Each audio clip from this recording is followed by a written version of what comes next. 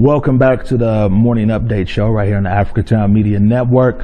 My name is Omari Salisbury. In this segment, I'm joined by my brother, my good friend.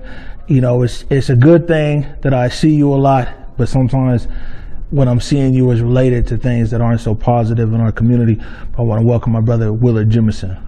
Thank you, man. I appreciate you for allowing me to be on this wonderful platform. So, man, I'll be honest with you, Willard. You know, when we talk about this conversation around youth violence, in particular, the murder on Sunday, I got to thinking that, like, man, I'm real ashamed of a few things. You know, I'm ashamed of the fact that people have been dying, and I've kind of somewhat been indifferent. Like, man, that's too bad. You know, prayers to the family. We got to do better as a community. But I'm ashamed of this murder because my son, Omari, was good friends with Conner. So now it's impacting me. But in impacting me, I thought about, what about all these other young people who have died, who I was like, man, hope they be all right. Hope the family's good. You know what I'm saying? I kind of feel ashamed of that. I also feel ashamed that, like, bro, 20 years ago, just right around 20 years ago, you know, my mom was trying to make sense to me the murders of Merrick Murray and June Walker. You know what I'm saying? A lot of people watching, those names might not ring a bell, but if you went to Garfield, you know what I'm saying, in the early 90s, then you remember Merrick Murray, you remember June Walker. And my mom was trying to help me make sense of their murders, bro. This was like 20 years ago. 20 years later, literally one generation later, I find myself trying to help make sense of Conner's murder to my son. And I'm looking at this, I'm like, damn, you know what I'm saying? This is generational. You know what I'm saying? That's something that is like, man, we should really be ashamed of, man. That our parents had to teach us about the impacts of youth violence. And now here I am teaching my son, who's 18. You know, it was literally a generation ago. You know, and it's really impacted me. You know what I'm saying? I'm glad that we have a platform to be able to talk about it. But, you know, I kind of feel guilty in a way that it's like, man, it took my son being impacted for me to be impacted. But I'm just glad that we're able to have this conversation. Yeah, I mean, it's very unfortunate that we have to have these conversations around something that is very permanent. You know, Conner will forever remain a memory in the hearts of those who hold him very sacred. I didn't have the fortune to know the young man personally, but just like yourself, I know of many who have known him personally. And the impacts of homicide victimization, it hits our communities a lot more differently, and it has a greater impact. And there's a larger story that needs to be unveiled here. It's not just a thing of anger, balled up emotion that most people would like to ascribe to in moments like this, and I very much understand. In terms of just wanting to be upset and wanting to find a fixation around who is the problem to the situation. We want to name gangs as the problem. Right. And I wanted to jump in on that right there. Daryl, we got an image, right, of Conner? Can you put the image up? Should be 4.2. I wanted to jump in because one of the things that, you know, we were hearing yesterday was, you know, the first thing people were saying is like, man, well, what gang was it? What's this and that? You know what I'm saying? What beef is it with this and everything else? And a lot of times, you know, a lot of people who are victims, there we go right there. So there's Conner right there with his parents, right?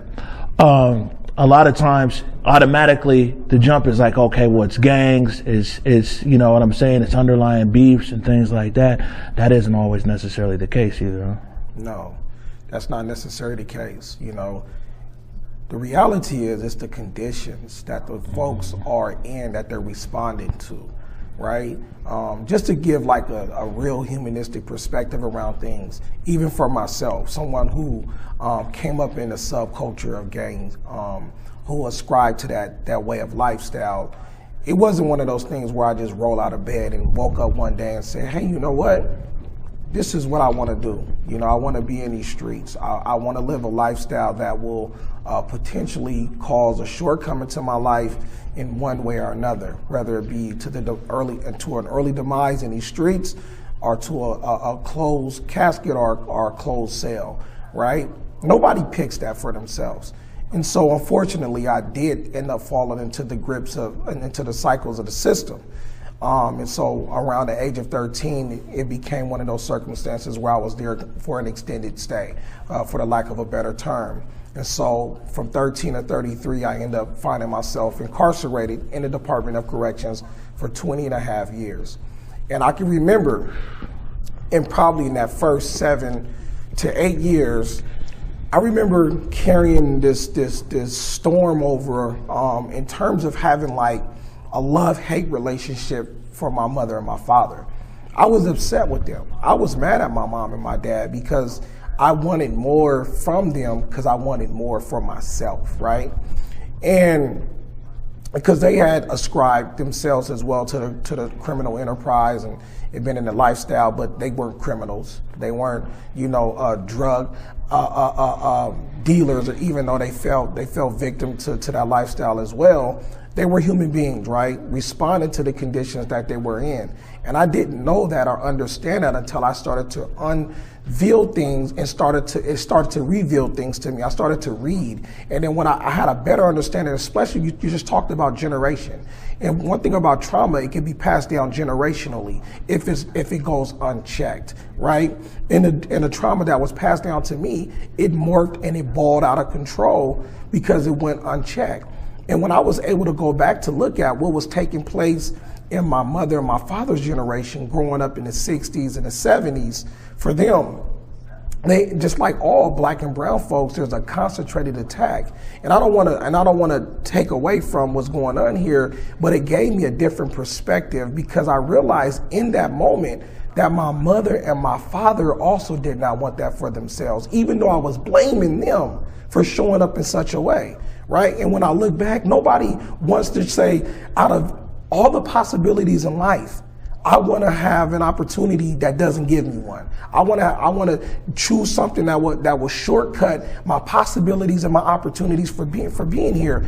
And so these young folks, between the primary age right now is 18 to 24 years old, even here in King County. Majority of these young folks who are succumbing to an early demise, they do not want this for themselves. And what's happening is there's a lack of culturally responsive or relevant services, relationships that will allow them to see themselves in a much different way. Right. And so, it seems to me that the list, the factors, it's like a big gumbo pot, unfortunately. When you look at the median household in Seattle, earns $42,500. White households like $105,000. We can go on and on. Public schools are failing. You know what I'm saying? Housing, gentrification, services, all these things. These factors that are there, and I know they play a part. But man, what is it?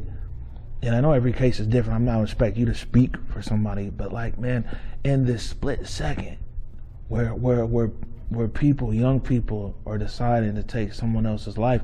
The last time we talked, me and Willard, we talk all the time, usually on the text, or I'll see something, and I text you after the 13-year-old boy killed the guy in Burien, just an innocent guy. The 13-year-old boy came and just killed him and was like, oh, I was depressed. I felt like I needed to either kill him or kill myself.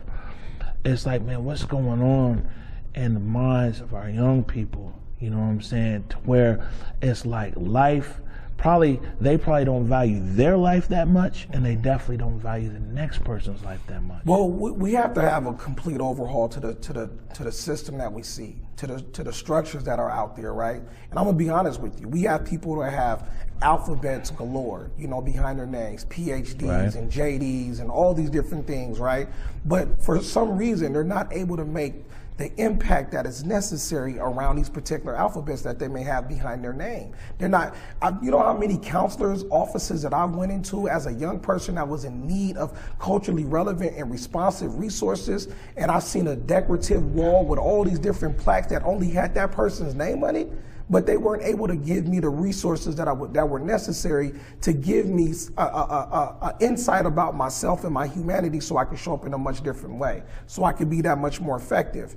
And so the reality is, when I say we need to have a complete overhaul to the system, we have to usher in folks who have a relevant context in terms of life experiences that can help bring folks out of those conditions. I often say, as we talk about, those who are closest to the problem are closest to the solution, but oftentimes furthest removed from the resources. We need to be able to allow those people and usher them into the space, because the reality is, these young folks need to put down these Tech 9s in order to pick up a technique. But we cannot get them to the position where they can pick up a technique if they can't see a culturally responsive relationship that values who they are. Who is failing these young people? Like, where are the points of failure? When it's almost like if you have one long extension cord that's 10 feet, one plugs in, one plugs there. There's only 2 points of failure. If you got a bunch of small power strips connected together, you might have 5, 6, 7 possible points of failure.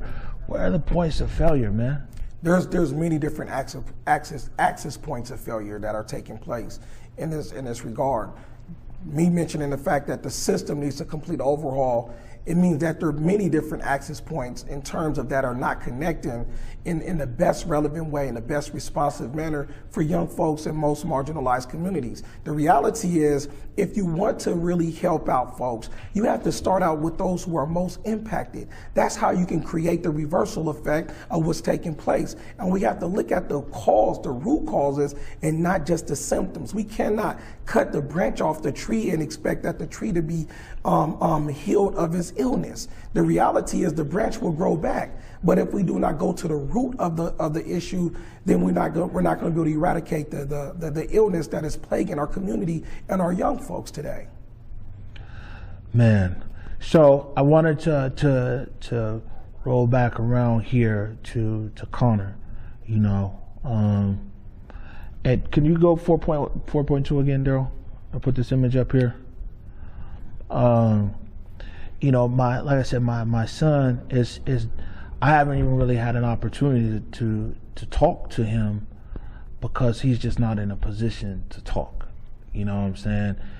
And, like I said, all I can remember is what it was when, 20 years ago, Garfield High School, we suffered quite a few murders when I was in high school there at Garfield. And this thing here, when we talk about this generational thing, we talk about this young man here, you know what I'm saying? Loved by many, you know what I'm saying? Very active out there at Rainier Beach in his community. We went to O'Day, before that. Played football. There's images of him somewhere on here, like every year playing for Rainier, you know what I'm saying, for the Rainier Eagles, yeah. And this and that. Like, part and parcel in our community. And so in the communication yesterday, my brother talked to the family, my mom talked to the family too. One of the biggest things they were saying is that they're not looking for retaliation. They're not, you know what I'm saying? The family wanted to make it clear. And we want to use this platform to be able to amplify the family's message. You know what I'm saying? This boy was very loved, lots of friends, everything. And, the family wants to make it very clear that they're not seeking, that's not going to bring anybody any kind of peace. You know what I'm saying? And, I could only imagine, I'll be honest with you. Like I said, it's impacted my son, so it's impacted me. It's like the last 10, 15 years, man, working so much over like in Africa and developing countries, man, I've really seen the worst of the worst. and suffering and things like that. So like I've come back home. Like I said, I've had a thick skin. And, you know, you hear about people dying, you know what I'm saying? When Tana died, you know, that's Keisha McGee's son. I went to school with Keisha, you know what I'm saying, from way back. I was like, man, you know, prayers and this and that, because, you know, I'd had this skin that I've seen so many horrible things, you know what I'm saying, overseas. And it's like, this issue right here, man, is pure as that. You know, and I know that one thing that's important is that with these young people, is, man, that we honor their humanity, you know what I'm saying? That we honor the fact that they were here. You know, I mean, I scoured the news because this is a news show in the morning. I scoured the news for the reports. All I saw was just the blotters, you know, 18-year-old shooting victim. You know what I'm saying? It's a story behind each one of these victims. It's a story that's lived, you know what I'm saying? It's a family that's there.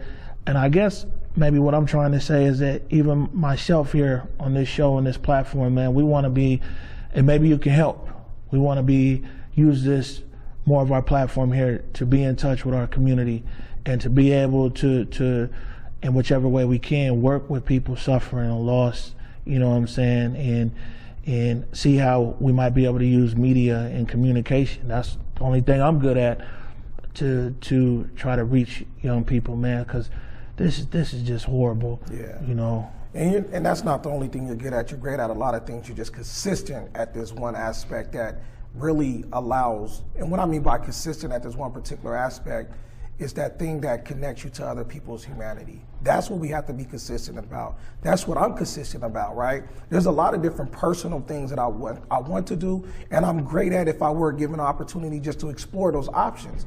But if it doesn't connect from my humanity to other people's humanity, then what am I doing it for, right? I was not assigned to this world just to be on an island on my own. I was brought to this world in order to give the world the gifts that God has given me. And so the same for everybody, right? And the reality is, this is the work that I do. I work with young men Monday through Friday. We have a group called Deep Dive, partnered up with Community Passageways, Dion Shield, Dom Davis, and other folks. And all these young men, 25 of them, they're all victims or perpetrators of gun violence themselves, right? So we talk about these conversations, and we go through these cognitive behavioral therapeutic sessions on a daily continuum, and we have rigorous conversations around these things, where I even ask conversations around, have you ever been shot at? And have you ever been in a situation where someone who was with you wasn't deserving to be shot at, like an innocent person, and you would be, and I wouldn't lie to you, man, literally about 15 of them was like, man, that's the worst, that's the saddest thing, man. I remember I was with my girl, and I was, or this female that I was trying to, you know, be attracted to or whatever, or I was trying to play stepfather to this child, and bullets are flying. This became their norm, and it really is sad, and it hurts me. Right? It really hurts me to know that our young folks are faced with these conditions, and many of us are just sitting around until something happens, and then now we want to have something to talk about it, right? I've been on the other side as well, a victim and a perpetrator of gun violence, so I understand the impact, and because of that, I'm willing to, almost every time I do this work, I'm always having to go to the scene of my own crime, and that re-traumatizes me. But I'm willing to step into that in order to save somebody else's life. This is a difficult task, brother. This is difficult, even for me. But we all have to step up. But if we're not connecting our humanity to other folks' humanity, then what are we doing this thing called life for? What are you even in this aspect of life for? And I want you to question that, not to get rid of your life, but to give yourself something that moves you, that electrifies you, to do something other than to condemn folks and to speak ill of a younger generation that is running around here with blind folks on, who cannot see further than a social media post. Somebody can say something about them or someone that they like, or a section of the city that they have love for, then all of a sudden it blows out of control. The reality is we have to do more. We have to love harder, and we have to support harder, and we have to be willing to put on the line things that are sacrificial to our comfort zones. I'm gonna tell you the truth. The reason why I'm able to have such an edge on the young lives that I work with, it comes down to one thing: belief. Every young person that I work with, they have a belief system, whether it's flawed or not. But I'm gonna tell you something about that belief system, Mrs. Salisbury. Their belief system is so strong that they don't even understand that they're willing to sacrifice their life for it. They're willing to die for it. They're even willing to kill for it. They're even willing to go to jail behind that belief system. So when they're able to at least respect me or understand where I'm coming from, it's because of my belief system. I believe so strongly about what I do. When they look in my eyes, they see it and they genuflect. They respect that. They say, you know what, this is somebody who really cares. You know, because one thing I'm gonna tell you about even me and my recalcitrant behavior when I was coming up, defiant towards authority and having an abandonment syndrome complex. People always, adults talking about they care, but then as soon as you show up in a specific manner, they'll show up in a different way that will reinforce that they really don't care. They will abandon you. And so what I used to do is I used to just say, you know what? I already know what you're about to do. You're about to abandon me. You're about to leave. Let me hurry up and speed up that process. So let me cause some conflict and some agitation because that's what I was used to in the first place. And so let me get you up out of here. That's what young folks do as well. They'll cuss you out. They will demean you because they've been told that you care about them for so long. They know that, they hear that, but they don't believe it. And so just get you up out the way. Let me do what I need to do to get you up out the way. But when they see that your belief system is real, they understand like this person is different. We need to have more people who know what to do as soon as you present them with a hard hat and a pair of boots. They know to go to work. But I'm gonna tell you what everybody knows to do. You give them a microphone, they know exactly what to do. But as soon as you give them a hard hat and some pair of boots, they get dumbfounded. They don't want to get out here. They're afraid of these young folks. They're scared of these young folks. But this, and because of that, they sit on their hands and they do nothing and they condemn and they go up in their ivy towers and they come up with policies that impacts the most marginalized communities of all, and it has the greatest rates of disproportionality. Look at the national trends. Black men are 3.9 times more likely to become homicide victims nationally, right? We're 52% of the U.S. known homicide victim population, right? There's an uptick, there's a 17% uptick in violence, gun shooting violence here in King County. This is terrible. We are probably roughly 29% of King County's population, but we're 86% of gunshot victims.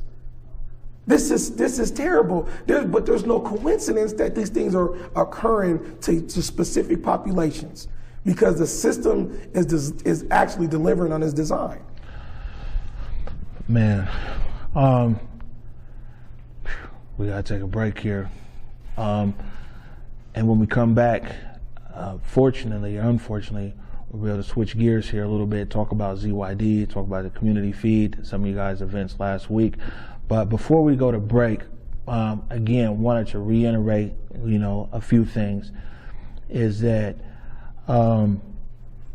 Conner's family is like, man, they want peace.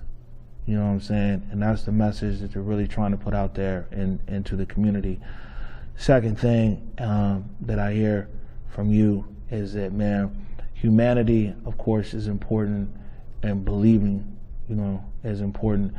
And like I said, man, I think, for me and also Conner's family, any victims out here around this youth gun violence, man, you know what I'm saying? It's a lot of people who never had a platform to come in and talk about their children. You know what I'm saying? The evening news give you 30 seconds. I know why. They don't have a lot of time. But you know what? I could say this moving forward. I got time for a community. I got time for these young people. You know what I'm saying? I got time, and it shouldn't be 20 years later that my son is now telling my grandchild, trying to explain, you know what I'm saying, youth violence. It can't be. It's already generational.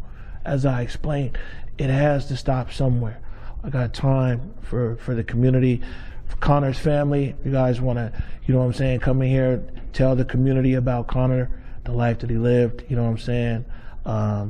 The door is open. We're going to take a short break right now. I think we got 4.3, Daryl. We're going to take a short break. When we come back, we're going to continue with Willard Jimerson and talk about ZYD.